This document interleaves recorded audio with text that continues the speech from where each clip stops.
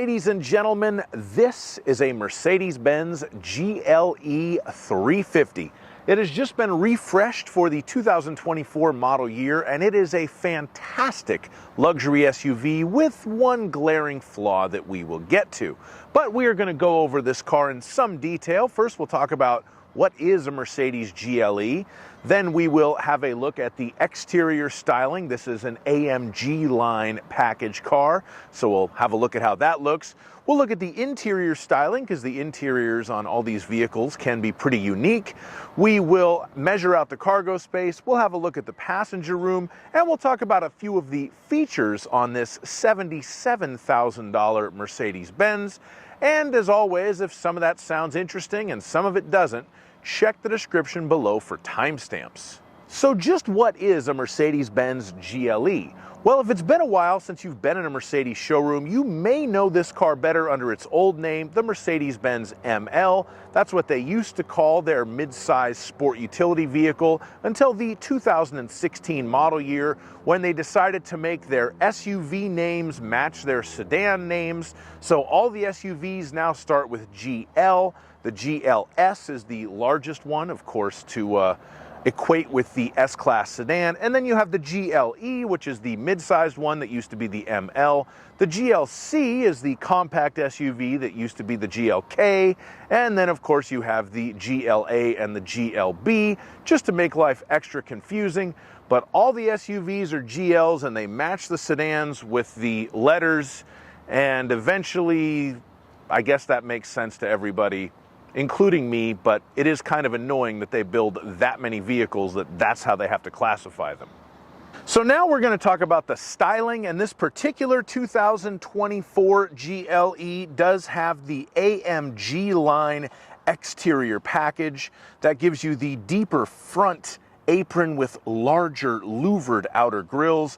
Essentially what that means is you get this really aggressive looking front end. The grille is a little bit different as well, with the two bars coming out from the giant Mercedes-Benz logo on the front grille. It is a pretty aggressive look, and it does look nice. Normally you do get 20-inch rims with the AMG line, but this particular car is equipped with optional 21-inch AMG Multispoke wheels. Those wheels are an $1,100 option, and I do like the look of those. And of course, you have a more aggressive rear bumper as well. So overall, this gives you kind of the sport look, but without the full blackout trim and everything. So it's kind of a mix between luxury and sportiness. And the build on this particular car is particularly luxurious on the interior. This is the Catalana Beige with black leather trim. That interior leather is a $1,620 option. It also has the natural grain brown walnut trim. That wood is a mere $160, and in my opinion, worth every penny. It looks and feels fantastic, very luxurious. We have the wood and leather multifunction wheel, but the wood on the wheel is kind of this piano black finish. That's a $600 option, but it is a very nice steering wheel, so I guess it's worth it. And then this car has the MB Tex upper dash and door trim.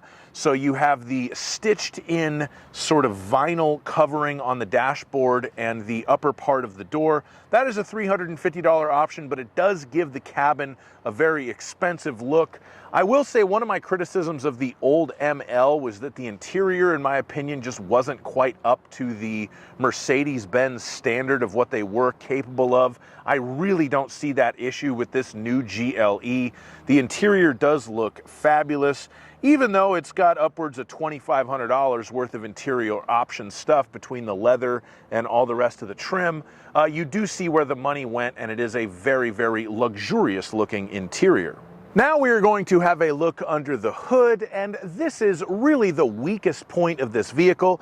When you look under the hood, you'll see Mercedes didn't bother to write anything on this engine compartment. It just looks like a big block of plastic with a couple of hoses going to it, and that's because there really is nothing to write home about in terms of this engine. It's a 2-liter 4-cylinder turbo. It is a gasoline engine, even though it sounds like a tired diesel. And it only has 255 horsepower and 295 torque. which frankly is barely enough for a large vehicle of this size with only one person in it. If you had 4 people and all their luggage and stuff, this thing might struggle getting up a hill a little bit, at least for what you would expect from a $77,000 Mercedes-Benz. It is allegedly a mild hybrid system, but you never really feel any hybrid action. The car cannot propel itself under electric power alone, even at very low speeds. I think that the hybrid system is really just meant to give power to some of the electronics and also a slight boost in acceleration to the engine. In my mile per gallon test, it didn't even make its EPA rating on the highway, which most cars exceed. So in my opinion, this really is the weakest part of this car. And if it were me buying one of these cars, I would want to upgrade to one of the more powerful engine offerings. I think the turbocharged 6-cylinder might be a better choice. You could go with one of the V8s if you were really looking to storm the Autobahn. But for me, this 4-cylinder turbo just doesn't give you enough power. Some people might be fine with it if you don't have a need for speed or you typically do just regular driving around town anyway. Maybe it won't bother you. I do have a test drive video where I demonstrate all this, and it has pretty much enough power, but it just doesn't sound classy enough for a car like this. The one part of the drivetrain I do love is the 9-speed automatic transmission, 9G-tronic as Mercedes calls it. I might be ready to declare that the best automatic transmission that you can get in a new car. For years and years I've said that was the ZF8 HP, but I think this 9-speed Mercedes box might even be better. It's just a shame it's not behind a little bit better of an engine. Now we're going to measure out the cargo space. So the way we do that is open the power lift gate, and we're going to get our laser tape measure, see how much room we have back here. The length of the rear cargo area from the back of the cargo area to the bottom of the back seat with the seat up, 3 feet and 2 inches. The maximum width at the rear of the cargo area from this little cubby hole to this right here, 4 feet and 1 inch. And just in case you were curious, this is like a little bit of a fuse box in the back right here. The minimum width of the cargo area towards the back of the cargo area, 3 feet and 8 inches, so not too much of a change there. The length of the cargo area in the Mercedes GLE with the second row seat folded down, about 6 feet, and I say about because that is the measurement to the back of that front seat, so it could vary slightly based on where you have the front seat set. And you do get a pretty much flat load floor, so you know, if you're the camping type, maybe you could camp in your new GLE. The height of the cargo area is 2 feet and 9 inches. And if you need to lift something into the back of your new Mercedes GLE, you will need to lift it 2 feet and 7 inches off of the ground. And we will have a look under here. You do have a temporary spare tire, at least in this model, the GLE 350 4MATIC. So there you go. That is the cargo area in a new Mercedes GLE. Now we're going to have a look at the passenger room in this GLE, and for this test I use myself. I'm 6'5", so let's see if I can sit behind myself in a Mercedes GLE 350.